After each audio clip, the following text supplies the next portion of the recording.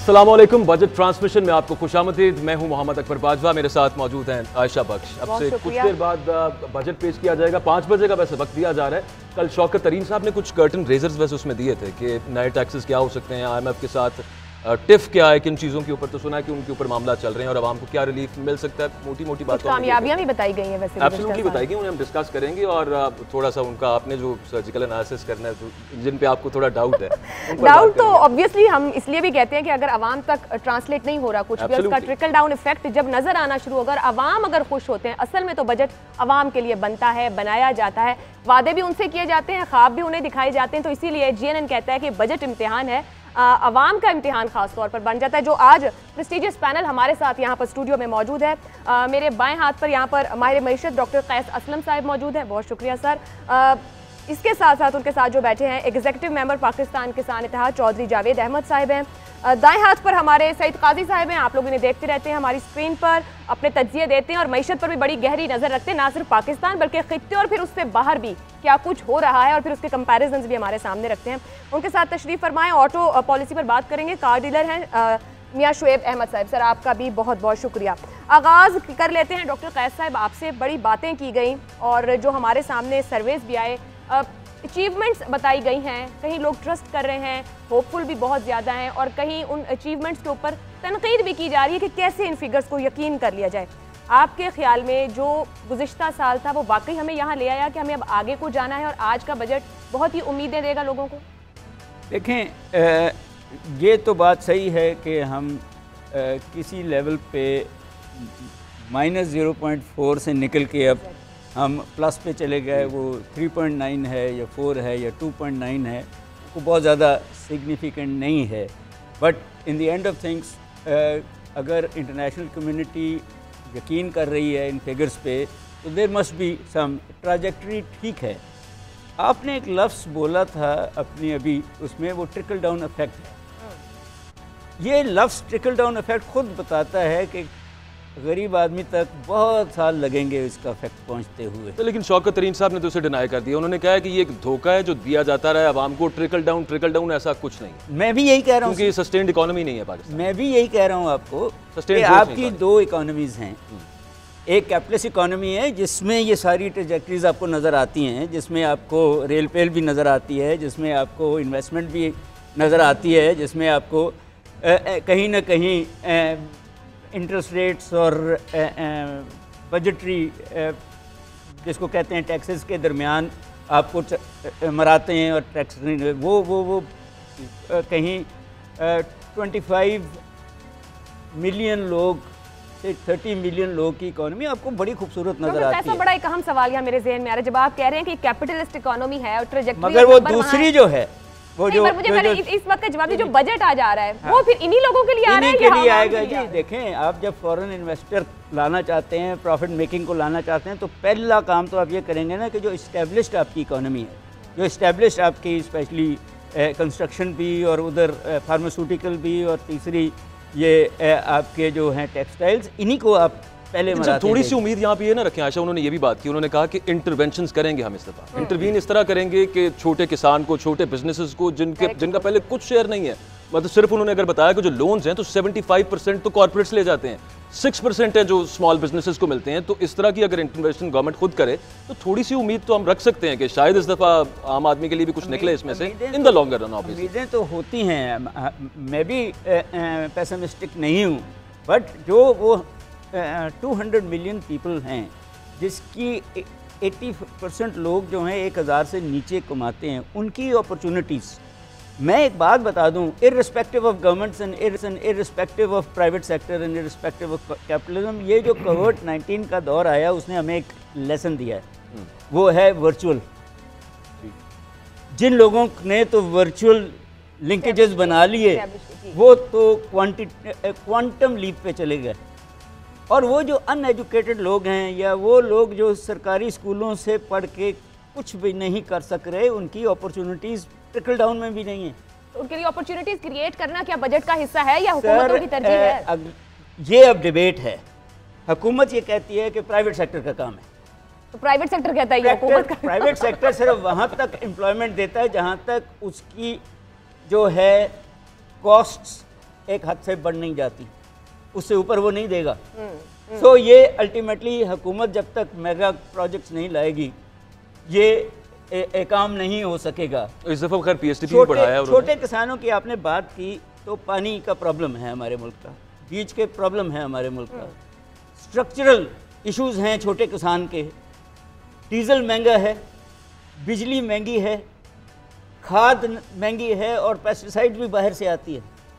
तो आप छोटे किसान को 30,000 से लाख रुपया भी दे देंगे तो वो अपने जो आपस की लड़ाइयाँ के ये वैसे चौधरी जावेद साहब से थोड़ा सा इस पे राय ले लेते हैं। सर आपका इस पर क्या ख्याल है? ये 1,000 अरब रुपया वो कह रहे हैं किसानों को इस दफा मिला। कैपिटलिस्ट फार्मर को शायद वो 12% से 15% पे चले जाएं, ठीक, बट इकोनॉमी बहुत ज़्यादा आप उस पर डिपेंड ना करें। मैं यहाँ पे ये गुजारिश करनी चाहूँगा कि ये जितने फिगर्स आते हैं ये सिर्फ हमें उलझाने के लिए आते हैं, और यहाँ जहाँ तक इस बात का तल्लक है कि इस दफ़ा 1000 अरब रुपया दिया जाएगा किसानों को या ज़राअत को, तो सब उसी कुछ अनफॉर्चुनेटली ये अभी कल ही उन्होंने बताया कि 46 बिलियन रुपीस रखे गए थे पिछले साल छोटे फार्मर्स के लिए, उसमें से शायद 10-12 बिलियन जो है ना वो तकसीम हुए हैं। बाकी कहाँ गए सर? वो बाकी तकसीम भी नहीं हुए। और साथ ही साथ ये है कि हमारी बदकिस्मती ये रही है कि पाकिस्तान में एग्रीकल्चर को कहा तो जाता है कि ये रीढ़ की हड्डी है, मैशत की रीढ़ की हड्डी है, जबकि हमारा तो किसानों का ये ईमान भी है कि बॉर्डर सिक्योरिटी अगर हमारी अफवाज हैं या सिपाही है या जवान है, इसी तरह फूड सिक्योरिटी हमारा किसान है। लेकिन बदकिस्मती से ये कभी भी प्रायोरिटी में नहीं रहे। सर वैसे शिकवा भी है ना, सॉरी ये कभी प्रायोरिटी में नहीं रहे। शिकवा ये है कि मतलब जितना टैक्स फिर एग्रीकल्चरल सेक्टर को देना चाहिए अगर रीढ़ की हड्डी है तो वो तो नहीं आता, लेकिन उसको वायबल तो बनाएं।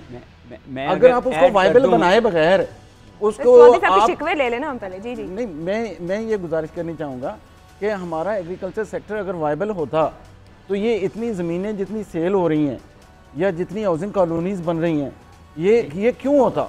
सही, ये हम बाहर से हर चीज़ क्यों इंपोर्ट कर रहे होते? हमारा एडिबल ऑयल का जो बिल है या जो हमारे खाने पीने का है वो दूसरा है हमारी पेट्रोलियम के बाद। चौधरी साहब, मैं ना आपसे एक कमेंट चाहती हूँ। आपने जहाँ से आगाज़ किया आपने कहा कि फिगर्स उलझाने के लिए हैं। जो हुकूमत हमें बता रही है गुज़िश्ता 15-20 दिन से, इस बजट से पहले से ही हमें ज़राअत में बहुत ज़्यादा ग्रोथ बताई भी गई है, दिखाई भी जा रही है।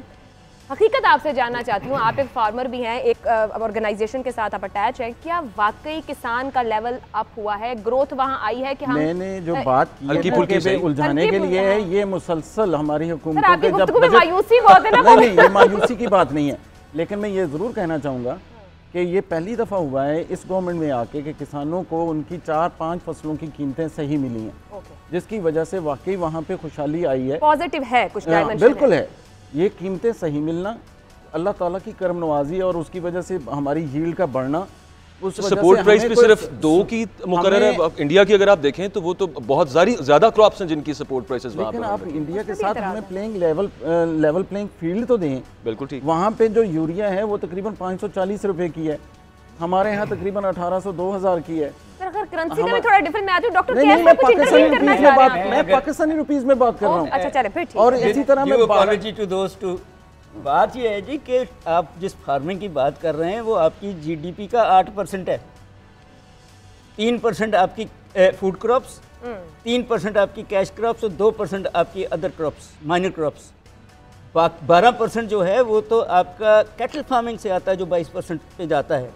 सो ये आप 8% को, जिसका 44% स्मॉल फार्मर्स हैं और वो इकोनॉमी के अंदर हिस्सा नहीं डालते, आप नहीं उसको। और फिर ये बात सही है कि जब आपने एक तरफ हाउसिंग सोसाइटीज़ को प्रमोट किया है तो वो इसी एग्रीकल्चर लैंड पे, आपकी अच्छी लैंड पे तो वो आ गए हैं। बट तो क्या ये बड़ा इंपॉर्टेंट सवाल है, इसको आगे भी प्रोग्राम में चाहेंगे कि क्या हम लॉन्गर रन देख भी रहे हैं कि हम किसी इंडस्ट्री को जब बूम करते हैं हम उसको बैलेंस कर पा रहे हैं सोसाइटी की नीड्स के अकॉर्डिंग? झंडे के अंदर 4 क्रॉप्स हैं, चावल आप ठीक हैं, कपास आप इंपोर्ट की, गंदम आपने इंपोर्ट की और शुगर आपने इंपोर्ट की, तो झंडे में से ये 3 चीजें निकाल दें। अब आप नेट इंपोर्टर है बता रहे हैं हमें, मेरा ख्याल से नहीं नेट इंपोर्टर है इस वक्त, इसमें तो कोई शक नहीं है। दूसरा पटसन भी होता था किसी दौर में वैसे, वो तो बांग्लादेश में चली गई। वैसे मजाक से बात कर रहा हूं। काजी सईद साहब जरा पूछ लेते हैं सर, ये मामला जो यहाँ पे नजर आ रहा है ये सब चीजें अपनी जगह पे, अब जितने फंड्स रखे जाते हैं, अभी जो पहले बात कर रहे थे, वो खर्च नहीं होते। वो जो पहले कह रहे थे कि इतने अरब रुपए रखे, अब वहाँ पे ये कि एलोकेशन हो चुकी है उन फंड्स की और वो स्पेंडिंग उतनी नहीं हो रही। तो बहुत सारी जगह पे अब ये जो हम नेट इंपोर्टर बन गए हैं और इतने बहरान पैदा हुए हैं, सर मसले तो फिर गवर्नेंस के नजर आ रहे हैं। देखें, नहीं ये भी बहुत बड़ा एक मसला है, गवर्नेंस को ओवर अब करते हैं, इस पर भी बात करता हूँ। नहीं है मसला नहीं, मसला हम निज़ाम की बददियानती और ख़राबी को छुपाने के लिए गवर्नेंस का आर्गूमेंट NGOs लेके आती हैं, IMF और वर्ल्ड बैंक लेके आता है कि आप इसलिए जलील हो रहे हैं क्योंकि आप नालायक हैं। तो I don't by that system. मैं मिसगवर्न किसने ठीक कर लिया? देखो 200 शहरों में कर्फ्यू लगा, लोग बिलबिला के बाहर निकल आए और अमेरिका पैसे घर में दे के लोगों को घर बैठाए हुए, वहाँ गवर्नेंस ठीक है? जहाँ पे 1240 बंदों को सालाना उनकी पुलिस गोलियाँ मारती है, वहाँ गवर्नेंस ठीक? ये इस पे बाद में बात करेंगे, मैं इस पे आता हूँ। सवाल ये है कि ये जो 5800 रुपया है, ये किसकी जेब से आना है? इस रियासत को चलाने के अखराजात किसने देने? ये डॉक्टर साहब बैठे हुए हमारे उस्ताद हैं। आप विद होल्डिंग टैक्स से लेते हैं सारे पैसे, अमीर आदमी को आप टैक्स नहीं लगाते। रियासत को चलाने का बजट जो बिल है वो आम आदमी के हाथ में पकड़ा देते हैं। और बेनिफिशरी कौन है? वो सवाल किसी ने ठीक किया मिफ्ता इस्माइल साहब से। मैशत तो बैठ रही है, आपके ऊपर जा रही है। इस मुल्क में 2 मैशतें हैं, एक मेरी और आपकी है। एक मैशत उनके लिए है जिसके लिए सारी रियासत जो है, जो has become a committee to उनके अफेयर्स को रन करने के लिए। एक हमारी मैशत है, तो 2 मैशतें को एग्जिस्ट करती हैं। इन 2 मैशतों में 2 बयक वक्त ऊपर नहीं जा सकती। पूरी दुनिया में नहीं करती। पूरी दुनिया में कत्ल भी होते हैं, तो उसको हम मतलब जवाब देते करेंगे सर, लेकिन दुनिया में रेप होते हैं। ये देखें ना, आपकी गुफ्तगू से ये लग रहा है कि एक बजट का पैसा अमेरिका की बात करें, 1.9 ट्रिलियन का उन्होंने सिर्फ कोविड पैकेज दिया। हमारी दुनिया में 5-7 जिंदगी में इतने कर्जे नहीं, 5-7 करोड़ लोग रात को भूखे सोते हैं। उसमें अमेरिका में भी हैं लोग, उनके सरों पर छत नहीं है, होमलेस है। लिहाजा यहाँ भी होमलेसनेस कर दें। डोंट हमें बैड एग्जाम्पल। मैं अर्ज कर रहा हूँ, मैं अर्ज ये कर रहा हूँ कि मसला ये है कि बजट, इस सिस्टम की औकात क्या है? मैंने 30 साल पहले बजट कवर किया था एक अखबार के लिए। तब निज़ाम में इतनी जान थी डॉक्टर कैस कि एक जो ये फैसला करते थे साल चलता था, एक कीमत तय करते थे तो साल चलती थी। अब हर महीने ये लेके आते हैं। ये इतना वोलेट जो इन्होंने मार्केट फंडामेंटलिज्म लेके आए हैं और जो इन्होंने रियासत को बाहर निकाला है इस तमाम मैशत के अमल से। और आज क्या कहा उसने, क्या कहा यूनाइटेड नेशन के सेक्रेटरी जनरल ने इसके बाद, जो एंटोनियो गुटेरेस है, उसने कहा कि ये इसके बाद ये रिसेशन का सबसे बड़ा सबक ये है कि आप सोशल जो सर्विसेज हैं वो प्राइवेट सेक्टर को नहीं दे सकते। You have to intervene into it. दुनिया में सबसे बड़ा मजाक हजूर अमेरिका के हेल्थ सिस्टम का बना था, जिसको जूते मारे हैं क्यूबा ने, जो $100 बिलियन की इकॉनमी। लेकिन ये हमारी डिस्कशन थोड़ी सोशलिज्म वर्सेस कैपिटलिज्म नहीं, मैं ये नहीं कह रहा, जो सिस्टम है मैं ये नहीं कह रहा, मैं आप इसको इस तरफ ले जाएं बात। हम सोशलिज्म वर्सेस सोशलिज्म तो है। अमेरिका जो है इस वक्त सारे अमीरों को तो पैसे दे रहा है। सर एथे की मसला है, उनसे गल करिए। एथे भी वही मसला है जो उत्थे मसला है, ठीक कैसे और थोड़ा भी जो मसला है वो मैंने समझ है। गल पता की है, बात ये है कि हम यहाँ सच बोलने, हम देखें ना, गवर्नेंस का बड़ा मसला है। हर NGO में जो है वो ये गुफ्तगू हो रही है। वो केड़ी गवर्नेंस? जब आपने अपनी वसूलियों का 70-80% IMF और वर्ल्ड बैंक ने ले जाना है, बाकी 200-300 अरब रुपया आपका ले उसके बाद बजट से, यानी उनके सूद से ज्यादा पैसे IMF की वारदात में चले जाने हैं। गवर्नेंस बड़ी खराब है और पैसे 4 बंदे लै गए ने, तो मैं गवर्नेंस को चाटूं बैठ के। तो मेरे ख्याल में ये जो एनजियोटिक, इसमें से हमें निकलना चाहिए, सोसाइटी के जो कॉन्सेप्ट हैं, और रियल इश्यूज पे आना चाहिए कि ये बजट, ये रियासत, इसकी मैशत हमारे लिए नहीं है। हम इसका बिल देते हैं, जैसे मैंने एक जगह अपनी कहा था कि ये ऐसी भैंस है जिसका चारा हम इकट्ठा करते हैं, दूध 4-5 लोग लेके चले जाते हैं। जब तक ये दूध वापस नहीं आता हमारे पास, जब तक हम इस अवाम के हकूक 1973 के कॉन्स्टिट्यूशन के तहत आर्टिकल 1 से लेकर 40 तक उनको इम्प्लीमेंट नहीं करते, कुछ नहीं होगा। सर मैं छोटी सी गुजारिश करनी चाहूँगा, ये काजी साहब ने अभी बड़ी सही बातें की हैं। आप अंदाज़ा कीजिए कि हमारे ज़मींदार का जो किसान का दूध है ना, वो जो सरमायादार के पानी से सस्ता है। ये है वो डायलेमा कि जिसकी वजह से हमारी मैशत असल रुख पे नहीं जा रही। जब तक आप असल हकदार को हक नहीं देंगे, उसकी इकॉनमी को बेहतर नहीं करेंगे, उसके लिए वो मराहत नहीं देंगे, जिस तरह से बिज़नेस और कॉमर्स और या इंडस्ट्री को तो हर मराहत दी जाती हैं। ये अभी पिछले साल कोविड की में देख लें, जितना 1200 अरब रुपए का पैकेज दिया गया, उसमें से 39 तो लेकिन आप लोगों को तो बुलाया था प्राइम मिनिस्टर ने भी पिछले दिनों, उन्होंने आपसे सजेशंस भी मांगी होंगी, आपने क्या उन्हें बताया? लेकिन डॉक्टर साहब, MJ अकबर से कहा किसी ने इंडिया के बारे में कि ये इंडिया की ग्रोथ 7% है, कहना यस 7% फॉर 7% पीपल।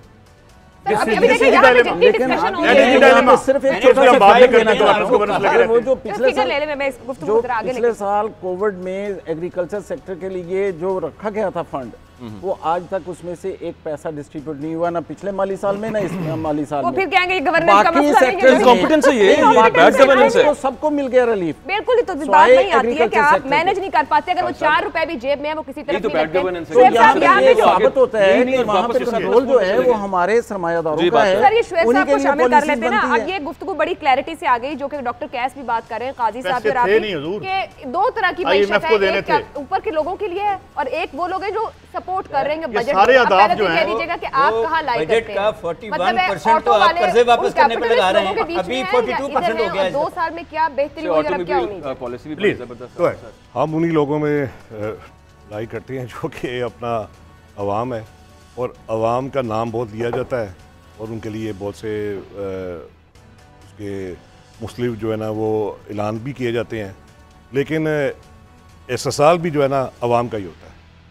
हम वो लोग हैं बदकिस्मत जो हर साल जो है ना उम्मीदें लगा के बैठते हैं कि शायद इस साल जो है ना कोई गवर्नमेंट हमारे लिए बेहतर करेगी, शायद कोई जो है ना वो एक जो इस्तेसाल का निज़ाम है या एक्सप्लोटेशन है अवाम की भी, और जो इसके साथ जो मुस्लिम बिज़नेस में लोग हैं, जो जैसे हम लोग ऑटोमोबाइल से जी हमारा ताल्लुक़ है, और हर साल हम ये इंतज़ार में होते हैं जी कि अब बजट आएगा तो शायद इस पर कुछ हमें रियायत दी जाएगी, कुछ इस पर कुछ अच्छा किया जाएगा।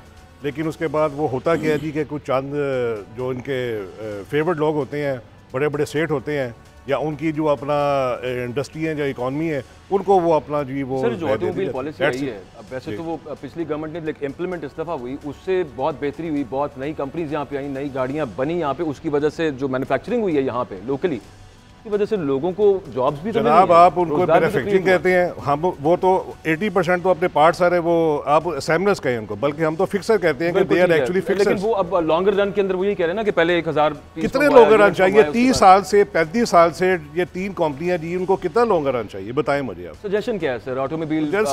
सजेशन हम जो हम दे के थक गए जी, इनको तो चले बुला के हमें तो बुलाते भी नहीं है।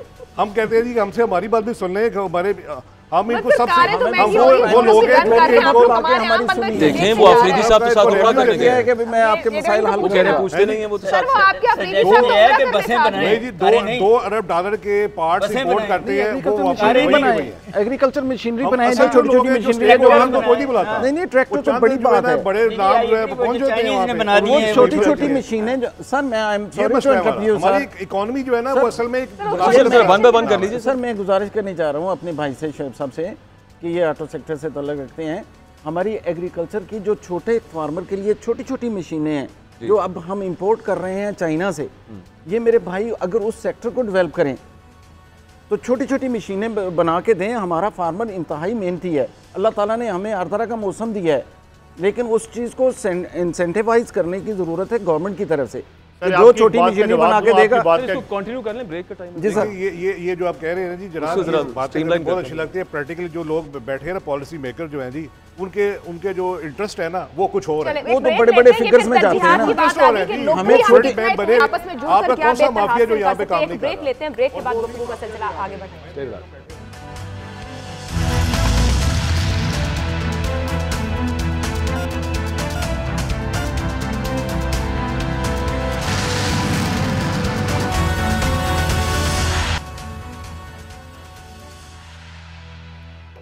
बजट ट्रांसमिशन में एक मरतबा फिर आपको खुशामदीद कहते हैं। लाहौर के ताजरों और सनतकारों से हमने कुछ बातचीत की थी कि बजट से उन्हें क्या तवक्कुआत हैं, उस बारे कुछ जान लेते हैं। हमारे नुमाइंदे जावेद फारूकी इस वक्त लाहौर चैम्बर ऑफ कॉमर्स में साबिक नायब सदर फ़हीम सहगल के साथ मौजूद हैं। जी फारूकी साहब, ओवर टू यू। जी, लाहौर चैम्बर के साबिक नायब सदर फ़हीम सहगल मेरे साथ मौजूद हैं। उनसे पूछते हैं कि आज जो बजट अनाउंस होने जा रहा है उसमें इन्हें क्या तवक्कुआत हैं और इम्कानात क्या हैं। सहगल साहब, आपकी कम्युनिटी क्या तवक्कुआत रखती है आज के बजट से? जी, बिस्मिल्लाहिर्रहमानिर्रहीम। आज भी एक बजट पेश किया जा रहा है हमारी नई गवर्नमेंट की तरफ से। सो मैं सिर्फ ये उम्मीद करता हूँ कि जो बेसिक इसका जो मोटो होना चाहिए वो हमारी SMEs हैं। सबसे पहला मैं ये चाहता हूँ कि अगर आपने जो इमरान खान साहब हमारे प्राइम मिनिस्टर का विजन भी है, अगर आपने एम्प्लॉयमेंट जनरेट करनी है, एम्प्लॉयमेंट जनरेट हमेशा छोटे सेक्टर से होती है, SME से होती है, कॉटेज इंडस्ट्री से होती है। लार्ज स्केल में उस लेवल पे एम्प्लॉयमेंट भी नहीं होती और मुल्क की माशी तरक्की भी उस लेवल पे नहीं होती। दावा बहुत है इल्म रियाजी में आपको, तूले शबे फराग ज़रा माप दीजिए। सो मैं जितने भी बुनियादी ये हमारे जितने भी इकोनॉमिस्ट बैठे हैं, जितने भी हमारी गवर्नमेंट में ये लोग बैठे हैं, मैं इनसे ये सवाल करता हूँ, एक आम आदमी का जो बजट है वो आप बना के दिखा दीजिए। बहुत शुक्रिया। फ़हीम सहगल साहब कहते हैं कि जो छोटी सनतें हैं उनके लिए हुकूमत को चाहिए कि वो ऐसे पैकेज दे जिससे मईशत का पहिया चले और आम आदमी को रिलीफ देने के लिए इकदाम किए जाएँ। जी, आप जान रहे थे ये राय भी कि एक आम आदमी तक कैसे रिलीफ पहुंच सकता है। डॉक्टर कैस साहब, ये जो गुफ्तगू हम सुन रहे थे इसमें वो बता रहे थे कि छोटे सेक्टर के अंदर इन्वेस्टमेंट लाई जाए तो रोजगार वहां से बेहतर तौर क्रिएट हो सकता है। इस गुफ्तगू पर आने से पहले जब भी बजट आता है ये जरूर बात होती है कि हुकूमत कहती है अवामी बजट आने जा रहा है, अवाम के लिए है और अवाम फ्रेंडली होगा। ऑपोजिशन हमेशा यही नारा लगाती है कि ये IMF का बजट है और आज भी ऑपोजिशन यही नारे लगा रही है IMF का बजट है। सर, हम कोई माजी से निकले हैं या यहाँ पे वो रिपीट टेलीकास्ट ही चलना है? बात यह है कि IMF से हमने 22 दफ़ा कर्जे लिए हैं, 22 उनके वो बेल आउट, जिनमें से 14 बेल आउट पैकेज थे। तो हम कभी भी IMF से नहीं निकले 1950 के बाद, और आज भी उनके साथ हैं। जब आपने कैपिटलिज्म बिल्ड करना है तो IMF तो सिर्फ आपको ये कहता है कि अपनी जो किताबें हमने आपको दी हैं पढ़ाने के लिए उसी को देखें, और ये वो जो कैपिटलिस्ट इकोनॉमी को बिल्ड करना है इन सच फोर्थ।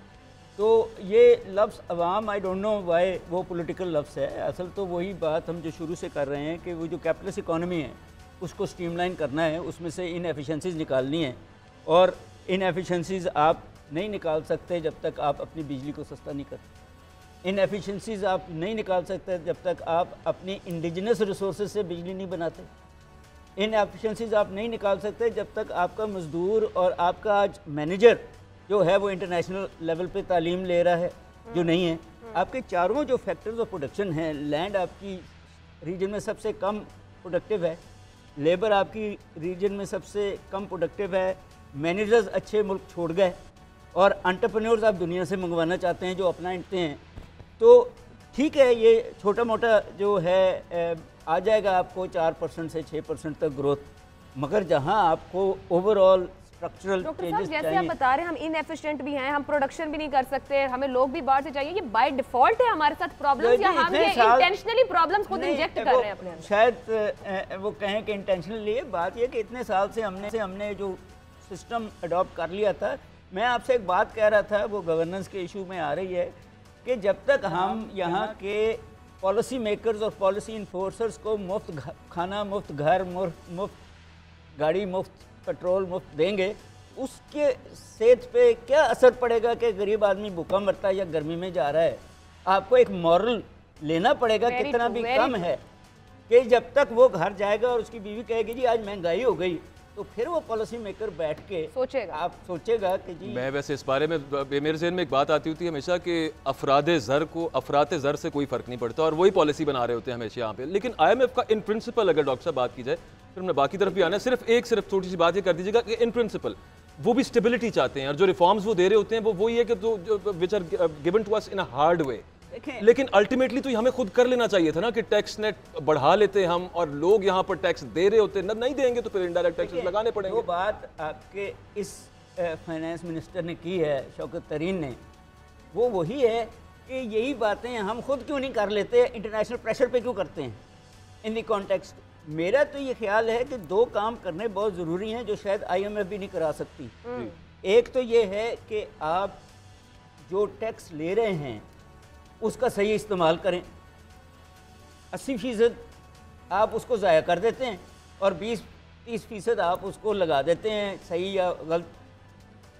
दूसरा, वो जो 41-42% पुराने कर्जे वापस करके आप जिंदा रह रहे हैं उसको तो आधा तो कम करें ना, तो फिर आपको नया टैक्स ही नहीं लगाना पड़ेगा, फिर आप रिलीफ दे सकेंगे ना, डेवलपमेंट की हों या मराते हों, या जब आपने रिस्ट्रेन कर लिया कि आप सिक्योरिटी स्टेट भी हैं डिफेंस एक्सपेंडिचर भी बढ़ाना है। छोटी सी बात सिर्फ ये आपने पेंशनें भी देनी है। एक पॉलिसी चेंज, बल्कि एक फिलोसॉफिकल चेंज कल जो देखने में आया है, जो इकोनॉमिक सर्वे में जो तकरीर कर रहे थे शौकत तरीन साहब, वो ये कह रहे थे कि हम ग्रोथ बढ़ाते हैं, ये सब चीज़ें पीछे छोड़ दें, हम ये करें कि आपकी बात दुरुस्त है कि मतलब वो 7% को मिल जाएगा वो सब फायदा उसका, लेकिन उनकी फिलॉसफी ये है कि जब ग्रो करेगा मुल्क बहुत तेजी के साथ, जैसे चाइना ने ग्रो किया है, करप्शन वहां पे भी रैम्पेंट है, इंडिया ने ग्रो किया है, 91 से सस्टेन्ड उनकी एक ग्रोथ चल रही है, तो हम भी सिर्फ ग्रोथ की तरफ तवज्जो दें, बाकी चीजें भी साथ साथ ठीक हो जाएंगी। इस आपने 2-3 बातें इकट्ठी कर दी हैं। चाइना की जो सारी ये खेल बना है, ये 1949 के रेवोल्यूशन के बाद बना है, जो स्किल्ड लेबर उन्होंने पैदा की थी, और उसके बाद उसको सरमायादारी ने अपनी सांसें लेने के लिए दोबारा देंग जो पेंग, उसमें हम बहस में नहीं जाते। इंडिया की आपने बात की, इंडिया इस वक्त अपनी तारीख के सबसे भयानक जो है रिसेशन से गुजर रहा है, -7% गया है 2021 में। आप तो कहते हैं ना 1%, -7% गया है, और India is a classical example of the failure of this capitalism in a post colonial world. वहाँ कोई मार्शल लॉ नहीं लगा, और उसका सोशल सेक्टर देखें अफ्रीका से बदतर है। वहाँ 23 करोड़ लोग और गुर्बत के नीचे गए हैं ड्यूरिंग द कोविड। बड़ी अच्छी गवर्नेंस थी, हम तो हाथ बांध के खड़े हो जाते थे। इंडिया के दोस्त हमारे आके में कहते थे बड़ी अच्छी यूनिवर्सिटियाँ ने, बड़ा ये है। आप उनका सोशल सेक्टर देखें, शर्म आती है कि जो दुनिया की सबसे बड़ी फार्मेसी जिसे कहते थे, उसके पास अपने लोगों को लगाने के लिए वैक्सीन नहीं थी। तो ये सारी मिसालें हमें एक बात बताती हैं कि there is something fundamentally wrong with the system. हमें इस पर आना चाहिए, हमें सोचना चाहिए हम कहाँ पे गलत हैं। अब आपने बात की जी बिजली सस्ती नहीं होगी, बिजली सस्ती करेंगे तो यहाँ फॉरवर्ड ब्लॉक बन के गवर्नमेंट मुंह के बल गिरी होगी, बिकॉज दीज कार्टल्स हैव, किसी के जेब में 35 MNA है। अब मैं बताता हूँ ना गवर्नेंस आपको कि वो जिस बड़े सेक्टर को हाथ लगाएंगे वो अगले दिन फॉरवर्ड ब्लॉक बनेगा। सर आपका बजट नहीं होगा, आपका पावर प्लांट था, वो पहले विश्वेश साहब को शामिल कर लें, फिर हम आते हैं कार्टेल इशू के ऊपर भी, और फिर वही जो हमारी जितनी किस्म की इकोनॉमी। विश्वेश साहब, जो ऑटो पॉलिसी आने जा रही है, आपकी नज़र से भी कुछ मोटे मोटे फीचर्स गुजरे होंगे। एक तो ओन वाला जो इशू है, गाड़ियों का मुयस्सर होना, इसके ऊपर गवर्नमेंट इसको एड्रेस करने जा रही है। इसके साथ साथ इम्पोर्ट बंद था कुछ 3 से 5 साल पुराना इन्होंने किया हुआ था। अब क्या अगर गवर्नमेंट खोलती है या नहीं खोलती है, दोनों सूरतों में जो ऑटो इंडस्ट्री है वो क्या समझ रही है, जो इकदाम ये लेना चाह रहे हैं, हेल्प आउट करेंगे आप लोग? देखिए, हम सर ये सजेशन दे सकते हैं, हमने बहुत दफ़ा सजेशन दी है। हमारी एक सजेशन जो ऑन के लिए वो ये थी कि ये जो इसमें एक्चुअली बहुत बड़ा एक ना वो जो इन्वेस्टर्स और डीलर्स का एक वो गठजोड़ है, वो लोग अपना मुख्तलिफ लोगों को उनके नाम यूज़ करके तो गाड़ियाँ बुक करते हैं, और वो एंड पे जो है ना वो आपस में प्रॉफिट्स को वो जो है ना शेयर कर लेते हैं। जो एंड यूज़र है, कंज्यूमर है, वो बेचारा फंसा होता है कि वो ना तो उसको गाड़ी सस्ती मिल रही होती है, ना ऊपर से ऑन भी देना पड़ता है। उसके हमने सजेशन एक ये दी इनको कि जी जो आप जो बुक करता है ना उसका बायोमेट्रिक कराएं कि वो कौन गाड़ी बुक कर रहा है गाड़ी, साथ में जब रजिस्ट्रेशन भी उसी के नाम पर हो, उस वक्त भी बायोमेट्रिक कराया जाए कि वही जो कि बुक करने वाला ज़ाहिर है उसको गाड़ी भी तो अपनी जो बुक कर रहा है, तो इसका मतलब है कि वो एक एंड यूज़र है। तो प्रिटेंड तो ये किया था ना कि एंड यूज़र है, मतलब जो नेक्सस उसको तोड़ने की एफर्ट की जाए, जी हाँ बिल्कुल। तो उसको ये कि वो इस तरह कार्टेल तोड़ा जा सकता है इनका कि वो जिसमें जो लोग अनड्यू प्रॉफिट्स कमा रहे हैं जो, और साथ में जो है कंपनियों को हैवी फाइन करें कि जी आपने विद इन 2 मंथ्स में इनको अपना वो गाड़ियाँ अपने देनी है। इन्होंने तो ये तो अर्बन पे है, तो वो बैंक पे रख के पैसे जो है ना उससे कमा रहे होते हैं। ये आपके एडवांस पे लेके पिछले साल की बात है, बल्कि 2 साल पहले की बात है, जब ये जो चाइना से सॉरी जापान से जो गाड़ियां इंपोर्ट हो रही थी, उस पर पॉलिसी आई कि एक बंदा एक पासपोर्ट पे की गाड़ी आएगी, उस पर आप लोगों ने एहतजाज भी किया था। जी बिल्कुल। आपका इस बारे में क्या ख्याल है कि लोकली अगर यहाँ पे जो अब प्लांट्स लगे असेंबली के लिए, अभी उनके बाद मैन्युफैक्चरिंग भी शुरू हो जाएगी जो कि गवर्नमेंट का उनके साथ प्लान है, तो क्या ये बेहतर नहीं होगा कि वहाँ से हम इम्पोर्ट बंद कर दें और यहाँ पे सिर्फ मैन्युफैक्चरिंग हो, या फिर आप समझते हैं ये 3 साल वाला बार है ये भी खोल दें, जितनी वहाँ से फ्लडिंग होने दें फिर यहाँ पे भी रेट नीचे आएंगे? हम कहते हैं जी बिल्कुल बंद कर दें। सही, आपने एक घोषणा बनाया हुआ है, दिया हुआ है कि लोगों को जो है ना परेशान किया हुआ है कि जिसमें ना हम लोग कारोबार कर सकते हैं, ना हम अपने नाम पे गाड़ी मंगा सकते हैं, और हज़ारों की तादाद में हमारे बिजनेस ऑलरेडी बंद हो चुके हैं। शोरूम्स के ऊपर जो है ना खाली एक शोरूम का मालिक नहीं होता है, उसके साथ उसकी लेबर भी, उसके 2 काम करने वाले को सेल्समैन भी होता है, कोई मैनेजर होता है, अकाउंट्स का होता है, ट्रांसपोर्टर्स होते हैं, लॉजिस्टिक कंपनी होती हैं, कस्टमर, बहुत से इसमें हज़ारों लोग हैं जो इस बिज़नेस में है, और वो बेचारे सारे के सारे जो है ना वो रो रहे हैं कि भाई आपने एक ऐसा मामला बना दिया, इंजीनियर किया गया पॉलिसी को जी, ऑटो पॉलिसी को, उसके नाम के ऊपर के जी हम कंज्यूमर वो इनको जो असेंबलर्स हैं इनको प्रोटेक्शन देनी है। एक्चुअली हो ये रहा है कि आपने उनको एक बिल्कुल बच्चा बनाया हुआ है कि उनको ग्रो नहीं करने दे रहे। आज से 10 साल पहले टोयोटा ने अपना थाईलैंड में अपनी जो है ना वो प्रोडक्शन स्टार्ट की है और वहाँ से उन्होंने जो है ना गाड़ियाँ आपके सामने ये वीगो और गाड़ियाँ एक्सपोर्ट कर रहे हैं। मुझे बताएं कि अब तक ये एक्सपोर्टर क्यों नहीं बन सके? 30 साल से हो गए हैं इनको यहाँ बैठे हुए। ये गाड़ियां हमें नहीं ये जानबूझ के कैपेसिटी अपनी बिल्ड नहीं करते कि ये जो पार्ट्स लगाते हैं कितने मिलियन डॉलर के पड़ते हैं। जनाब ये जो पता है कोई 2 अरब डॉलर के हर साल ये अभी भी पार्ट्स मंगा रहे हैं और पार्ट्स मंगा के यहाँ जोड़ रहे हैं और कह रहे हैं कि हम ये गाड़ियां तैयार कर रहे हैं, यहाँ तो नहीं बन रही है। बहुत बहुत शुक्रिया विशेष साहब, बहुत अच्छा पॉइंट रखा। हम एक हेडलाइन ब्रेक लेना है, लेकिन बड़े अहम सवालात, हम जिस भी इंडस्ट्री या सेक्टर की बात कर रहे हैं वहां पर एक कार्टेल नाम की चीज सामने आ जाती है और खुद वजीर आजम पाकिस्तान भी बार बार तकरीरों में और खिताब में माफिया की बात करते हैं। हुकूमत हैंडल करने में कामयाब हो रही है या मजीद हुकूमत की छत्तर छाया में ऐसे माफियाज और पनप रहे हैं? गुफ्तगू बढ़ाएंगे आगे एक हेडलाइन ब्रेक के बाद।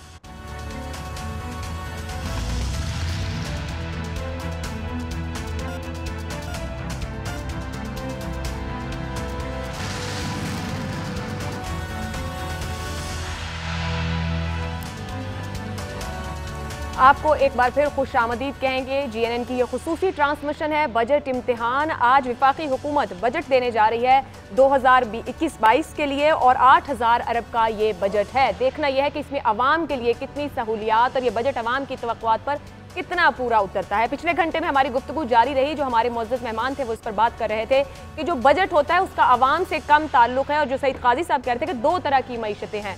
एक जो मईशत है वो उन लोगों की है जिनके लिए बजट बनता है या बनाया जाता है जिसका आवाम से ताल्लुक नहीं और आवाम का काम जो बजट बनाते के लिए जो बनाते हैं उनके साथ उस मईशत का और आवाम वो है जिन्होंने टैक्स देना है जिसके ऊपर इस बजट को चलना है। जो मेहमान इस घंटे में हमारे साथ मौजूद हैं, माहिर मईशत डॉक्टर कैस असलम साहब हैं, पिछले घंटे में हमारे साथ थे। चौधरी जावेद अहमद साहब एग्जीक्यूटिव मेंबर पाकिस्तान किसान इत्तेहाद यहाँ बैठे हैं। सईद काजी साहब हमारे साथ हैं, हमारे साथ गुज़िश्ता घंटे में भी थे।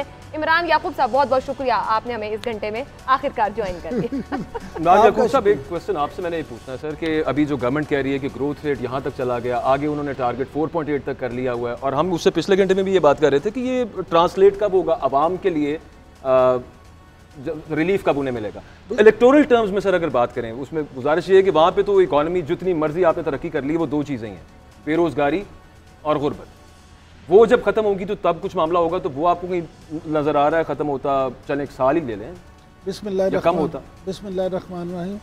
अकबर बाजवा साहब, बात यह है कि मुझे तो आप तो कह रहे हैं ना 1 साल में या 6 महीने में, मुझे तो अगले 5 साल में भी बेरोज़गारी ख़त्म होती पाकिस्तान में नज़र नहीं आती। उसकी बुनियादी वजह ये है कि आप मुझे बताएं कि इमरान खान साहब तो नारा लेके आए थे, आपको याद होगा कि हम 1 करोड़ नौकरियां देंगे, 50 लाख घर देंगे, तो उसमें 1 करोड़ नौकरियां देने की बजाय उन्होंने कितने लाख लोगों को वापस बेरोज़गार कर दिया।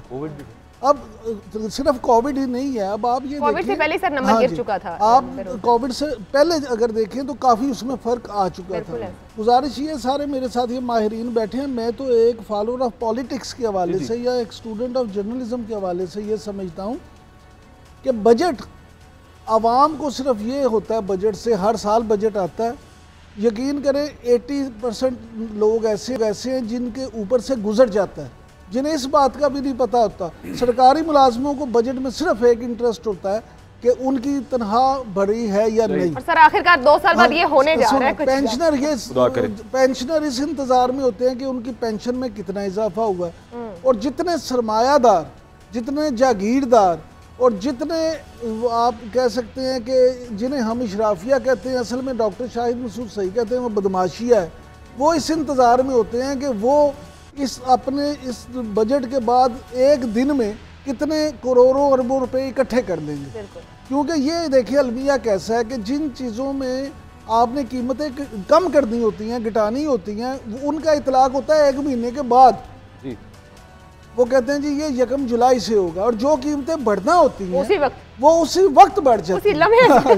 ये ग्रे पीरियड सर पता नहीं क्यों ये जान के देते हैं, वैसे हर दफा ही होता है सर, ये जानबूझ के दिया जाता है। और उसकी बुनियादी वजह ये है कि वो जो लोग बजट बनाते हैं और जो उस बजट पे अमल कराते हैं, असल में उनका गठजोड़ होता है, ये वो मिल के सारे काम करते हैं। और इसमें मैं बड़े अफसोस के साथ ये कहूँगा कि बजट में आवाम का ख्याल नहीं रखा जाता। अब भी शौकत, माफ़ी चाहता हूँ, अब भी शौकत तरीन साहब के सामने मामला नहीं है कि आवाम को रिलीफ कैसे देना है। उनके सामने सबसे बड़ा चैलेंज ये है कि उन्होंने अपनी हुकूमत की जो है उसको बेहतर कैसे करना, रीब्रांड कैसे करना, क्योंकि उनको जिस टारगेट के साथ यहाँ बिठाया गया था इस मनसब पे वो ये था कि आप महंगाई को कम करें।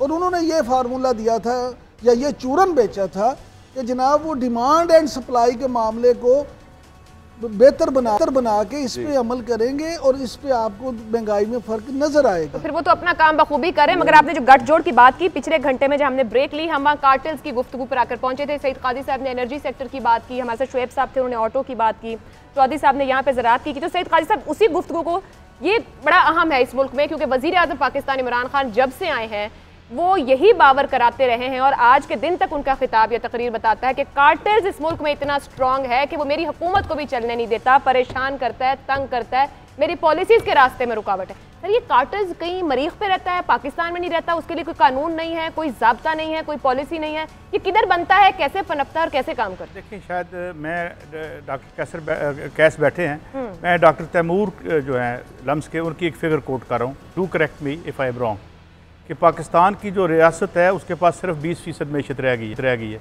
जबकि फ़्रांस में और इन मुल्कों में 40-50% अब भी है उसको करने के बाद। तो एक तो 20% मैशत उनके पास है, दूसरी आपने की कार्टेल की बात। अब बात यह है कि जो लोग आपके ज़राए पैदावार पे काबिज़ हैं वो आपकी सियासत पे भी काबिज़ हैं।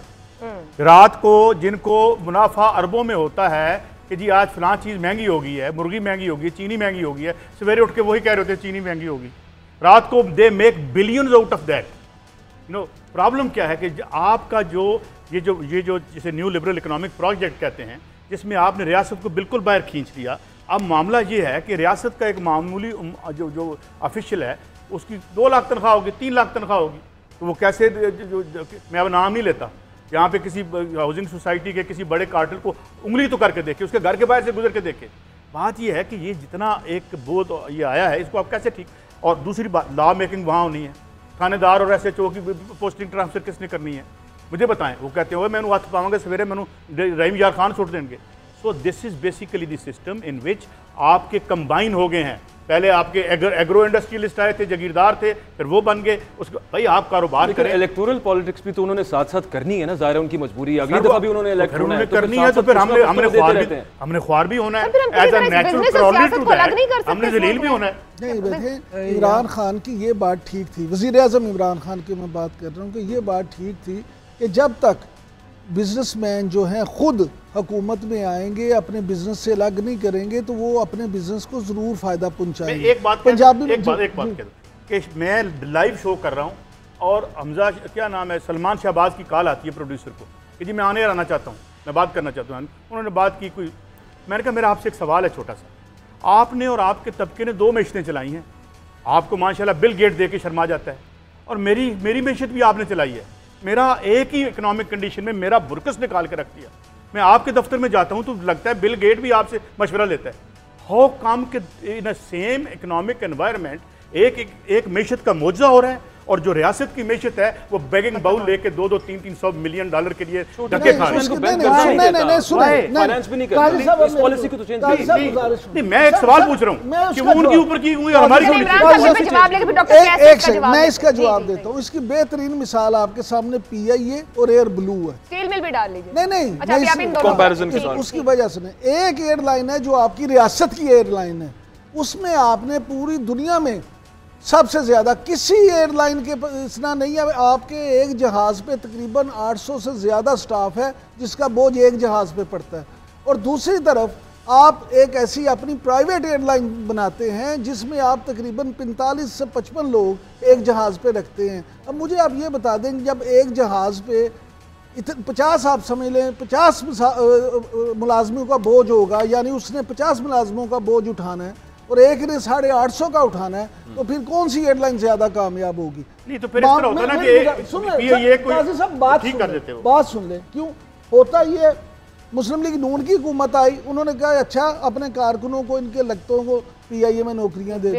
पीपल्स पार्टी सर सुन ले, पीपल्स पार्टी की आई, भाई चेंज कर रहे हैं। हाँ, अभी तक चेंज किया तो नहीं। पीपल्स पार्टी की हुकूमत आई, उन्होंने PIA में वो भर्तियां की कि अल्लामान अल हफीज। जब तक आप रियासत के इदारों के, हमने तो सुना रियासत होगी माँ की जैसी, हम ये रियासत से डिमांड तो बड़ी करते हैं, लेकिन क्या हमने वाकई खुद भी रियासत का बेटा होने का हक अदा किया है? क्या हम वाकई खुद भी इस रियासत के लिए सोचते हैं कि जनाब हम वो काम करें जिससे हमारे जरिए रियासत का कोई फायदा हो?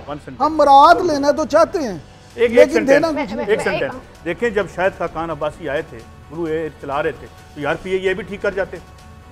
वही बात, या PIA चलेगी या उनकी चलेगी। Conflict of interest, that is the conflict, that was the point I was trying to make. मैं कुछ अर्ज करनी मिर्जा इश्तियाक बेग साहब ने सर हमें ज्वाइन किया, हमारे मईशत हैं हमारे साथ मौजूद हैं। मिर्जा साहब बहुत शुक्रिया ज्वाइन करने के लिए। सर ये फरमाइएगा कि हर बार की तरह वही बजट का दिन होता है जिस पर उसी किस्म की तनकीद ऑपोजिशन और हुकूमत कहती है कि बहुत वाह वाह करने वाला काम है। आपके ख्याल में क्या कुछ तब्दील होने को है, या गुज़िश्ता 2, 2.5 साल 3 साल जो इस हुकूमत के गुजरे, जिस तरह से वज़रा बदलते रहे हैं, तो पॉलिसीज कोई इस्तेहकाम की तरफ जाएंगी, अदम इस्तेहकाम पर रहेंगी? तनकीद पोजीशन ये कर रही है कि अभी 1-1.5 महीने पहले जब नए वजीर खजाना आए तो उन्होंने खुद ये कहा कि मईशत की सिमत जो है वो दुरुस्त नहीं है, तबाही है, बर्बादी है और हम सही नहीं जा रहे, हमने अहदाफ भी हासिल नहीं किए। उन्होंने स्टेट बैंक को भी क्रिटिसाइज किया, उन्होंने अपने प्रेडिसेसर जो था उनको भी क्रिटिसाइज किया, सब कुछ किया। अब 1-1.5 महीने बाद आप आके कहते हैं कि बहुत अच्छा हो गई है, हर चीज़ हदायत जो हैं वो हमने हासिल कर लिए हैं और GDP आई 3.9%। IMF और वर्ल्ड बैंक ये एक से ज्यादा बार पे ये कह चुके हैं कि इस बार पाकिस्तान की GDP जो है वो 2% भी अचीव नहीं होगी। मगर चलें जी, हुकूमत का अगर ये मान भी लेते हैं कि 3.9% GDP अचीव कर ली है, तो जब नून की हुकूमत तो घर भेजा गया था 5.8% GDP हासिल की थी। दूसरा, मेरे दोस्त यहाँ पे 5.5 होगी थी सर वैसे एक साहब,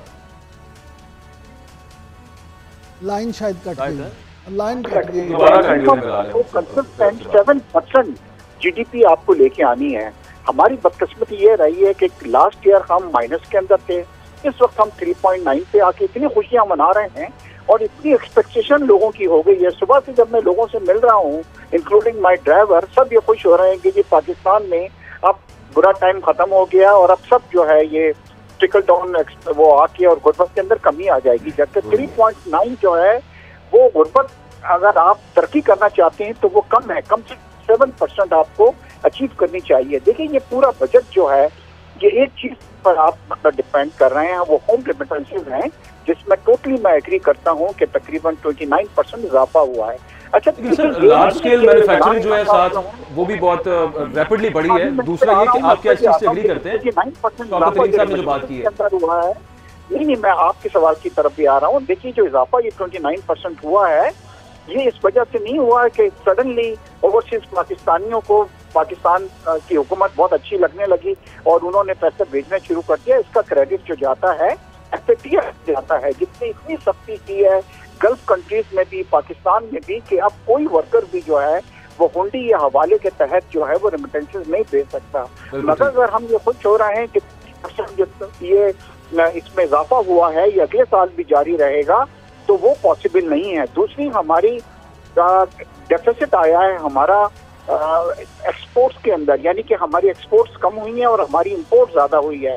मगर इसको सहारा किसने दिया है? इसको सहारा दिया है रेमिटेंसेस ने, जिसकी वजह से अभी मेरे भाई जो थे बिल्कुल कोविड की वजह से भी हुआ। सर एक छोटा सा सवाल ले लीजिए मिर्जा साहब, एक छोटा सा सवाल ले लीजिए, वो ये कि जो शौकत तरीन साहब ने कल कहा, वो एक पॉलिसी चेंज की बात कर रहे हैं। वो कह रहे हैं कि, और ये कैटेगोरिकली उन्होंने कहा कि मेरे से पिछले वाले उन्होंने क्यों नहीं किया, इनको करना ही नहीं था, मैं बताऊंगा ये सब कुछ कैसे करना है।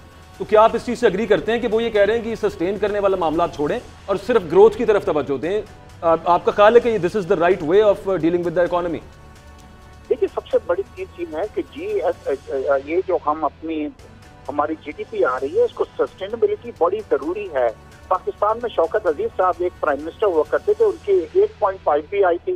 दुनिया में अगर आप मिसाल लें उन तरक्की याफ्ता ममालिक का जिन्होंने तरक्की की है, वहाँ पे कंसिस्टेंसी आती है, तो अगले साल भी हमें 6-7% पे आना पड़ेगा, जब भी पाकिस्तान के अंदर जो है वो कमी आएगी। दूसरी, अभी एक मेरे भाई साहब जो कह रहे थे कि इसमें कोई शक नहीं है कि लार्ज स्केल मैन्युफैक्चरिंग के अंदर जो है वो इजाफा हुआ है और सबसे ज्यादा ऑटो इंडस्ट्री जो है उसने किया है, सीमेंट इंडस्ट्री ने भी काफी किया है, फार्मास्यूटिकल कंपनी भी काफी किया है। यहाँ पे एक सजेशन मैं देना चाहता हूँ जिसका जिक्र का फाइनेंस मिनिस्टर ने किया है कि पाकिस्तान अगर तरक्की करना चाहता है तो खुदारा हमारा फोकस जो है वो टेक्सटाइल इंडस्ट्री के अलावा भी कुछ नए प्रोडक्ट और नए मार्केट में होना चाहिए। और IT एक ऐसी इंडस्ट्री है, आज से 10 साल पहले 1 बिलियन की एक्सपोर्ट थी इंडिया की, आज 150 बिलियन की है, जबकि हम IT के ऊपर अभी तक जो है 1 बिलियन से खड़े हुए हैं। हमें चाहिए कि इस शोबे के ऊपर हम तवज्जो दें, इनको जो भी सहूलियत है वो प्रोवाइड करें। मुझे पूरी उम्मीद है कि 1 साल में 8 से 10 बिलियन इसके अंदर जो है आप इजाफा कर सकते हैं। बिल्कुल ठीक, बिल्कुल ठीक। Points taken, thank you very much Mirza Ishtiaq Baig साहब। चौधरी जावेद साहब आते हैं, कैसा आपसे लूंगी मैं उस कार्टर्स वाले इशू पे और जिस तरह से काई साहब उसको एक्सप्लेन कर रहे थे कॉन्फ्लिक्ट ऑफ इंटरेस्ट पे, लेकिन ये जो अभी बात कर रहे थे कि हमें कुछ और हेड्स या सेक्टर्स के ऊपर भी जाना चाहिए और उसको भी बढ़ाने की ज़रूरत है। फूड इन्फ्लेशन हमारे सामने एक बहुत बड़ा मसला बनकर खड़ा रहा और ज़राअत के अंदर ग्रोथ की भी बहुत, जो हम पहले भी बात कर रहे थे, आपके ख्याल में क्या ये साइड एक ऐसा सेक्टर बन सकती है कि जिसके ऊपर हम काम करें तो कम से कम हम इंपोर्ट पे हमें ना जाना पड़े, हम अपनी ही ज़रूरियात को किसी हद तक मुकम्मल करें? जी, मैं अपनी बात जो है ना वो पुरुमीदी से शुरू करना चाहता हूँ। जी, सबसे पहले तो ये कि ये प्राइम मिनिस्टर साहब ने भी और हमारे जो फेडरल मिनिस्टर हैं एग्रीकल्चर के सैयद फ़खर इमाम साहब, प्रोविंशियल मिनिस्टर जो हुसैन जानिया गर्देज़ी साहब, वो इतना ज़्यादा इंटरेस्ट ले रहे हैं एग्रीकल्चर में। अब हमें उम्मीद है कि इंशाल्लाह वो मसाइल भी हल करेंगे और ये प्रोडक्टिविटी भी बढ़ेगी। हम किसान, ख़ास तौर पे छोटे किसान, हम चाहते हैं कि हमें खरायत ना दें, हमें रायत ना दें, लेकिन हमें वायबल बना दें और हमारे ऊपर अगर इन्वेस्टमेंट करेंगे, 1 रुपया करेंगे तो आपको 100 रुपये वापस आएगा। तो ये हमें इन्वेस्टमेंट की ज़रूरत है छोटे से एग्रीकल्चर के लिए, इसमें एग्रीकल्चर मशीनरी भी है, रॉ मटेरियल में भी बहुत बड़ा उसके सबसे बड़ा जो पॉइंट है ना, मैं इन्वेस्टमेंट के बाद जो दूसरी पॉइंट में बात करनी चाह रहा हूँ वो रिसर्च के बारे में है। इंडिया में उनकी एग्रीकल्चर GDP का 0.4% उनकी रिसर्च पे खर्च हो रहा है, जो एग्रीकल्चर की रिसर्च है। ब्राज़ील में 1.78 है, चाइना में 0.6 है उनकी GDP का, और हमारी GDP और उनकी GDP का आप हुजम निकाल लें। पाकिस्तान का पता है कितना है? 0.18। जब हम मुसलसल 0.18 पे रिसर्च के लिए मुख्तस करते रहेंगे तो हमारी नए सीड कैसे आएंगे, हम नई टेक्नोलॉजीज़ कैसे लाएंगे, हम कैसे करेंगे? सबसे ज़्यादा ज़रूरी है।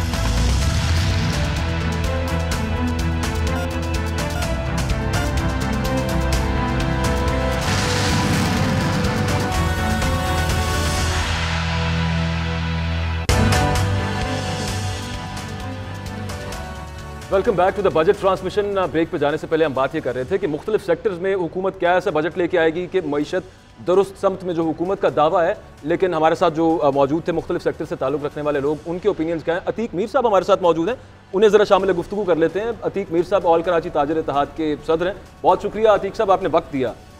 कल से जो मैं सुन रहा हूँ अपने तौर पर नॉन पोलिटिकल एंटिटीज़ जो इकोनॉमिक सर्वे के बाद से जो उनका ओपिनियन है वो ये है कि समत दुरुस्त हो चुकी है और ट्रेजेक्ट्री ऊपर की तरफ है और जो ग्रोथ रेट है शायद इससे भी ज़्यादा हो सकता है और उम्मीदें हैं, मतलब पॉजिटिव है ताजर बरादरी इन सब फिगर्स को लेके। तो आपका इस पे क्या ओपिनियन है सर? गुज़श्ता साल जो मैंने एक अच्छी बात देखी, कुदरत भी पाकिस्तान के हक में बहुत अच्छे फैसले कर रही है।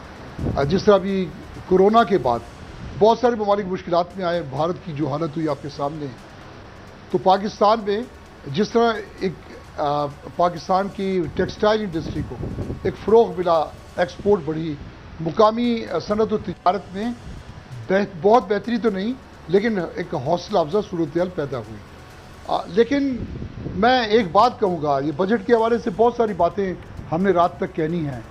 एक बात जो मैं समझता हूँ कि पाकिस्तान उन चंद ममालिक में है सारी दुनिया में कि जहाँ अनगिनत सेक्टर्स हैं जिन्हें दुरुस्त, बेहतर और बहाल करने की ज़रूरत है, और पाकिस्तान इस गिरदाब से, इस भंवर से निकल सकता है जो माजी में और हाल में पाकिस्तान को मुश्किलात में डाले हुए है। तो ये कौन बेहतर करेगा? हो सकता है मौजूदा हुकूमत है, इसकी विल तो नज़र आती है, इसकी कोशिशें भी नज़र आती है, लेकिन पाकिस्तान को बेहतर करने वाले लोगों की इतनी बड़ी तादाद नहीं है जितनी पाकिस्तान को बदतर सूरत हाल से दो चार करने वाले साजिशी अनासिर इस मुल्क के अंदर भी मौजूद हैं। तो मैं समझता हूँ यही वजह है कि फिर बजट पर सबसे घनावना जो साया है वो IMF का है, इससे इनकार मुमकिन नहीं है। IMF को अपने पैसे लेने हैं, अपना सूद लेना है, अपनी किस्तें लेनी है। मैं हर साल 30 साल से मैं बजट पे बात कर रहा हूँ और मैं एक ही बात कहता रहता हूँ, खुदा के लिए पहले इसको पाक तो करें, अपने बजट को, अपनी बचत को पाक करें। सूद की नौसद, सूदी कर्जे, ये इस हर बजट में सबसे ज़्यादा बदतरीन शक्ल इसी की है। अल्लाह भी हमारे साथ नहीं होता यकीनन। तो यही सबब है कि हमारे सारे अहदाफ हर साल वो तितर बितर हो जाते हैं, हम उस मंजिल को नहीं पा सकते जो हमारे सामने खड़ी है।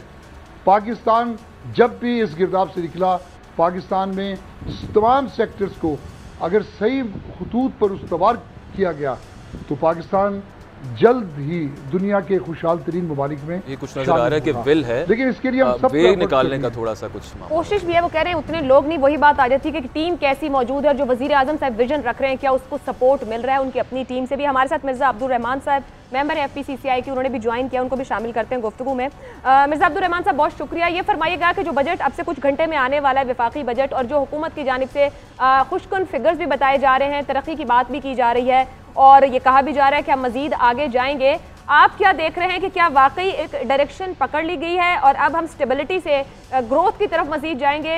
क्या उम्मीद है आपकी? मिर्जा अब्दुल रहमान साहब आप सुन सकते हैं। खाला आवाज़ नहीं आ रही। मैं कुछ अर्ज करनी चाहता हूँ, अगर उधर राब्ता दोबारा जरा आप उनके साथ रब्ता करें ऑडियो, तो हम उनसे फिर बात कर लेते हैं। जी, पूछ लेते हैं। मैं यहाँ पे अर्ज करनी चाह रहा हूँ कि हमें दो चीज़ें करने की ज़रूरत है एग्रीकल्चर में, या हमारी महंगाई को कंट्रोल करने के लिए एक तरफ हमें प्रोडक्शन बढ़ाने की ज़रूरत है, दूसरा हमें नए एग्रीकल्चर मार्केटिंग सिस्टम की ज़रूरत है। ये जो एग्जिस्टिंग मार्केटिंग सिस्टम है ये फरसूदा है, ये हमारे माशरे के लिए अब सूटेबल नहीं है। जब इतनी शहरी आबादी होगी हमने शहरी आबादी का भी तहफ़्फ़ुज़ करना है। दूसरा ये है कि अगर हमारी एग्रीकल्चर पे इन्वेस्टमेंट होती है, ये वाहद सेक्टर है जो एक साल में मुल्क को जिस तरह इस दफ़ा है उन्होंने एग्रीकल्चर सेक्टर ने की वजह से ये GDP बढ़ी है, बाकी तो किसी सेक्टर में बाकी इम्प्रूवमेंट्स हुई हैं, लेकिन जो मैक्सिमम आया है वो हमारे एग्रीकल्चर सेक्टर से आया है। ये एक साल में आपके मुल्क को खड़ा कर सकता है। लार्ज स्केल मैन्युफैक्चरिंग से सबसे ज़्यादा आया सर, उसके बाद सर्विसेज से आया, उसके बाद सर अगर ये 4 फसलें आप जो बम्पर क्रॉप्स हुई हैं और उनकी सही प्राइस आई है, और इसका इफेक्ट अभी अगले साल में मजीद आएगा, क्योंकि जो 1100 अरब रुपया हमारे ज़मींदार की या छोटे किसान की जेब में गया है उससे मल्टीप्लाई होगा। तो मैं समझता हूँ कि एग्रीकल्चर सेक्टर को इन्वेस्टमेंट की ज़रूरत है, गवर्नमेंट तवज्जो दे रही है, उम्मीद है ज़रूर देंगे। क्या ये सूबाई हुकूमत तक पहुँचाए आपने? अभी आप तारीफ कर रहे थे ना गदेजी साहब की और उनकी, आप कहते हैं हमने उन तक पहुँचाए हैं। हमें उम्मीद है कि हमारे इन कंसर्न्स को एड्रेस किया जाएगा। साथ ही साथ में एक दूसरी बात आखिरी बात करनी चाहूँगा कि हमारे आवाम से टैक्सेस ले लिए जाते हैं। आप खाना खाने जाएं, आप कपड़ा लेने जाएं, आप कहीं पे भी कोई चीज़ ख़रीदारी करते हैं, आपसे टैक्सेस ले लिए जाते हैं। क्या वो सारे टैक्सेस गवर्नमेंट के पास पहुंचते हैं? क्या हमारी ताजर बरादरी, मैं मादरत के साथ कहना चाहूँगा कि अगर हमारी ताजर बरादरी ये तहिया कर ले कि ईमानदारी से टैक्स देना है, तो यह ना हमारी रिश्वत भी कम हो जाएगी हमारे माशरे में। चौधरी साहब ये तहिया तो बहुत से पाकिस्तानियों को करने की जरूरत है। ताजर बरादरी मोस्ट इफेक्टिव। मैं तो सर उससे पहले भी आपसे बात कर रहा था कि ये रीढ़ की हड्डी हमारी जो ज़राअत है, इससे सबसे बड़ा शिकवा ये है कि सबसे ज़्यादा ये है और टैक्स बहुत कम आता है यहाँ से। हम कहते हैं कि ज़राअत से लें, ज़िम्मेदार से लें, लेकिन जिम्मेदारी को काबल तो करें। मैं आपको 2016-17 की एक मिसाल देता हूँ। काफी देर से उनसे सवाल लेना हुआ है। मैं छोटी सी बात, आप एग्रीकल्चर सेक्टर के साथ ऐसा सुतेला सलूक करते हैं कि जब आपकी उसकी टैक्स की असेसमेंट की बात आती है, आप कहते हैं जी कि आपका AC असेस करेगा। AC की मर्जी है, वो बता दे कि जी इसको तो 10 लाख रुपए बचाएं। कॉम्प्रिहेंसिव पॉलिसी होनी चाहिए, बल्कि इसमें बॉडी होनी चाहिए कि जो एक पॉलिसी होना चाहिए। बिल्कुल, तो जो FBR की पॉलिसी है वही होना चाहिए। बिल्कुल ठीक है कि वो अगर वो टैक्सेबल है, अगर आप ये फरमाइएगा 6 लाख रुपया तक अगर एग्जेम्पशन है, पॉइंट्स टेकन। पहले लार्ज स्केल मैन्युफैक्चरिंग की हम बात करते हैं, इतनी ज्यादा जॉब इंटेंसिव नहीं है LSMs जो हैं, तो स्मॉल और मीडियम स्केल जो मैन्युफैक्चरिंग है उस पर ज़्यादा अगर पहले तवज्जो दे देते उस पर, मतलब ये थोड़ा सा, क्योंकि उन्होंने कहा कि बॉटम अप अप्रोच हम अपनाएंगे, तो वो बॉटम अप ना होती कि अगर से बात कर रहे हैं आम बंदे को फायदा हो जाता है। ये पॉलिसीज जो हैं इर्रिस्पेक्टिव ऑफ गवर्नमेंट्स लॉबीज चलाती हैं। सही, वो अपने लोग इलेक्ट कर लें या फिर जो है लार्ज स्केल इंडस्ट्री और ये जो हैं वो मीटिंग्स कर लें। बिल्कुल ठीक। स्मॉल स्केल के पास वो कारोबारी शख्स हो या प्रोडक्शन में हो या एग्रीकल्चर में, उसके पास वो लॉबीज नहीं है और वो ज़्यादा फैले हुए हैं। बट बात बिल्कुल सही है कि आज दुनिया जो है वो SME सेक्टर के ऊपर ज़्यादा इंकसार कर रही है। असल जो बार बार मैं ये कह रहा हूँ कि आप एक लेवल तक ग्रोथ तो ले जा सकते हैं, सस्टेनेबल नहीं कर सकते क्योंकि आपके जो चारों प्रोडक्टिव नहीं है, आपकी ज़मीन प्रोडक्टिव नहीं है, आपका मैनेजर प्रोडक्टिव नहीं है, आपका मज़दूर या ये सारे पढ़े लिखे लोग भी रिसर्च की बात करते हैं, ये रिसर्च कर रही नहीं है। डॉक्टर साहब मैं माजरत चाहता हूँ, हमारा ज़िम्मेदार भी प्रोडक्टिव है, हमारी ज़मीन भी फर्टाइल है, बाकी हमारा सिर्फ फिर आपके पास तो उस तरह की पॉलिसीज भी होनी चाहिए। देखिए कितने सियासतदान हैं जो कि ज़राअत का बैकग्राउंड रखते हैं और जो पॉलिसी मेकर्स भी हैं। पाकिस्तान किसान इत्तेहाद हमारी पहली तंजीम है जो खालिद खोखर साहब की क़यादत में अब हमने हाईलाइट किए हैं मैकेनाइजेशन हमारे प्राइम मिनिस्टर हाउस। अच्छा मुझे सर मैं आपकी की वाली बात तो पहले कभी सुनवाई नहीं हुई। सर डॉक्टर कैसर इस पे देना चाहता हूं फैक्ट्स एंड फिगर्स सर एक अगर अच्छा चले दे दें, आप दे दें। यूरोप में जब मैकेनाइज हुई फार्मिंग डॉक्टर साहब, अब यूरोप में सिर्फ 2% उनकी वर्क फोर्स उनके वहाँ काम करती है और इंडस्ट्रियल रेवोल्यूशन ने वो तमाम किसान जो फारग हुए थे उनको एब्जॉर्ब कर लिया था। आज मैकेनाइज्ड फार्मिंग के लिए आपको मनसूबाबंदी के तहत बड़ा खेत चाहिए। 80% लोग आपके छोटे खेत, आपका ट्रैक्टर, आपकी मशीन तब होगी जब उसे आप बड़े स्केल पे यूज़ करेंगे। तो ये हम तो इंडिया कितना अच्छा है, और यार हर 4 घंटे बाद एक किसान नीचे उसकी प्रोड्यूस पड़ी होती है, साथ दरख्त के साथ लटक के मर जाते हैं। और सारे किसान पिछले दिसंबर से दिल्ली को घेर कर बैठे हुए हैं, तंग हैं तो बैठे हुए हैं। वो 3 बात ये है कि हम इतने पीछे हैं। और एक आखिरी बात, कोई इदारा प्लानिंग के बगैर नहीं चल सकता। सर एक ब्रेक लेने थे, ब्रेक आगे वो बात वहीं पर अभी रह गई। फिर इस तरीके से वो लोग जो फैसला साज हैं और फिर कॉन्फ्लिक्ट ऑफ इंटरेस्ट के तहत काम करते हैं, उसे कैसे यहाँ पर कम या खत्म किया जा सकता है? एक ब्रेक के बाद।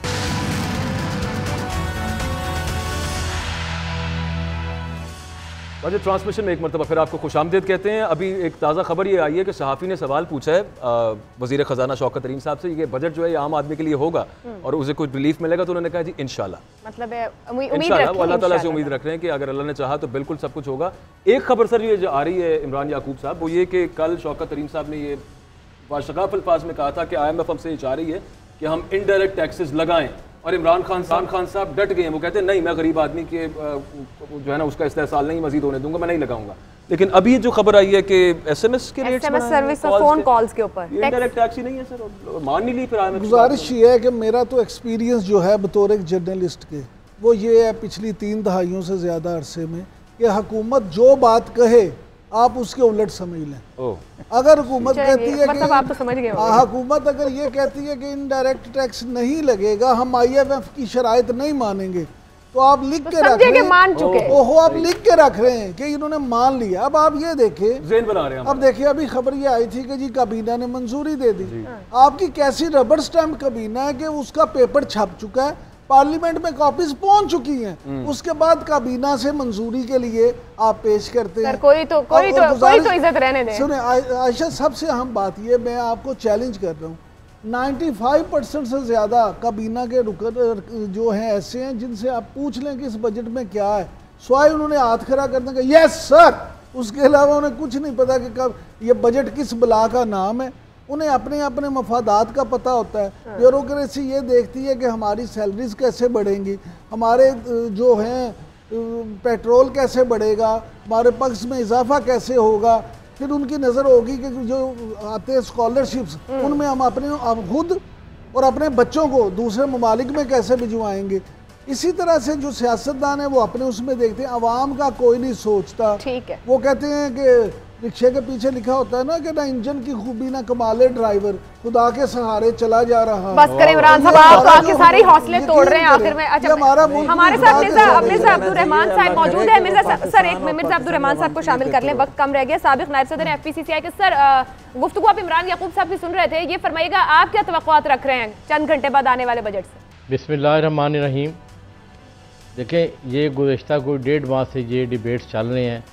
Federation Pakistan, chamber of commerce, prime minister, president, इनके तमाम जितने स्टेक होल्डर, शौकत तरीन साहब, रज़ाक दाऊद साहब, हमाद अदर साहब, खुसरो बख्तियार साहब और जितने भी हमारे बिज़नेस कम्युनिटी के लीडरान हैं, इनसे मुशावरत हुई अभी हाल ही में चंद दिन पहले इनकी सेनेटर तला महमूद जो हैं वो फाइनेंस कमेटी के चेयरमैन हैं, उनके साथ तकरीबन 5-6 सेनेटर के साथ हमारे फेडरेशन दफ्तर तशरीफ़ लाए, उनसे भी मुफस्सल इस सिलसिले में बातचीत हुई। देखिए जी, बात यह है कि प्राइम मिनिस्टर भी कहता है, वज़ीर सदर पाकिस्तान भी कहता है, सब कहते हैं कि ताजर जो है वो मईशत की रीढ़ की हड्डी की हैसियत रखता है। लेकिन ये अल्फाज जो है ना, अल्फाज का गोरख धंधा है। बात यह देखें, कवर्ड आया, प्राइम मिनिस्टर ने कहा कि जनाब हम इनके लिए ताजरों को रिलीफ देंगे। क्या रिलीफ मिला? छोटा ताजर बेचारा रोल गया, गरीब दिहाड़ीदार बंदा रोल गया। 5,000 10,000 2 साल में आपने दे दिया तो कौन से उसका फ़ायदा हुआ? आपने ये नहीं सोचा कि ये जो छोटा ताजर है ये किराए की दुकान में रहता है, इसके साथ बहुत से लोगों का रोज़गार वाबस्ता है। सिर्फ आपने ये देखा कि तकारीर क्या करनी है, किन बातों पे लोगों से बात करनी है, कैसे टीवी पे आना है, कौन से सहाफ़ियों को बैठाना है, कौन से बात सुननी है। असल बात यह है, देखें जो इसमें मसाइल में जो गिरा है वो छोटा ताजर है। आपने छोटा ताजर, बड़ा ताजर, इंडस्ट्री, मुल्क की इंडस्ट्री बंद हो गई, ताजर छोटा किसान भी शामिल कर बिजनेस खत्म हो गया। अपनी फर्टर्निटी की बात करें, लेकिन ओवरऑल बात दुरुस्त है उनकी। जी सर, सुन ले, मैं गुजारिश कर, देखे नहीं सारे सब इसमें है। छोटा किसान देखो, छोटा किसान की भी मैं जिक्र कर, देखो छोटे किसान का भी हमने इन्हें कहा कि छोटा किसान जो है, आप उनको जो कर्जा देते हैं ना, वो कर्जा अभी फसल तैयार नहीं होती तो उससे पहले उसका काम खत्म हो चुका है, वो फिर आड़ती के पास जाके अपना सामान रहन कर देता है फसल पहले ही, और वो जब तैयार होती है वो डबल रेट पे बिकती है। छोटे किसान को कुछ नहीं मिलता, इसमें कोई शक नहीं है। लेकिन हम ये कहते हैं कि देखें कि मौजूदा हालात में हमें शौकत तरीन साहब ने कहा कि जी फिक्र न करें ये होगा, लेकिन उनकी अपनी अल्फाज में उनके ठहराव नहीं है। वो एक दिन जब आने से पहले कह रहे हैं कि मुल्क का बेड़ा गर्क हुआ है, और आने के बाद कह रहे हैं हालात सारे अच्छे हो गए। कौन सा जादू का चिराग है जो वो पहले लेट्स होप सर, शौकत तरीन साहब ने वैसे कहा है कि आपकी बात बिल्कुल दुरुस्त है। छोटा किसान, छोटा बिजनेसमैन, छोटा इन्वेस्टर, इन सबको अब उन्होंने कहा कि हम खुद इंटरवीन करेंगे। तो लेट्स सी थोड़ी देर बाद जो बजट आएगा उसमें क्या इंटरवेंशन के हमें नजर आते हैं, इंडिकेटर्स उसमें क्या नजर आते हैं। देखिए असल में वक्त खत्म हो गया है। Sorry to interrupt, Mirza Abdurrahman साहब हमारे साथ मौजूद थे। हमने असल में न्यूज़ हेडलाइंस पर जाना है, बुलेटिन की तरफ जाना है, तो तमाम मौजूद मेहमानों का बहुत शुक्रिया, सईद काजी साहब, इमरान याकूब साहब आपका, डॉक्टर कैद साहब आपका भी, और चौधरी जावेद साहब आपका भी बहुत बहुत शुक्रिया। न्यूज़ हेडलाइंस पर जाएंगे और फिर 4 बजे आपको दोबारा ट्रांसमिशन में ज्वाइन करेंगे।